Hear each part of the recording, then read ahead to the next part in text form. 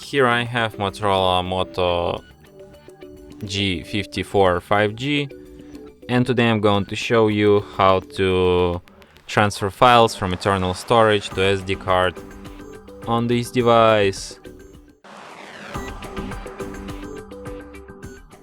So firstly you should open settings. Firstly you should go to files.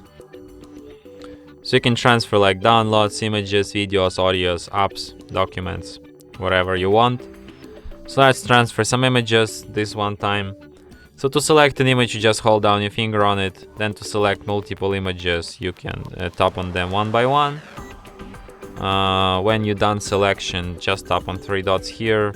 Select if you want to move or if you want to copy your images. So let's copy.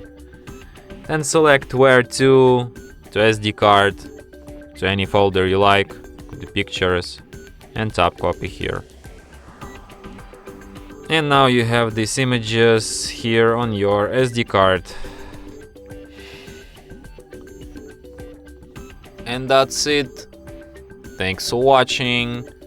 If you find this tutorial useful, don't forget to hit that like button and subscribe to our channel.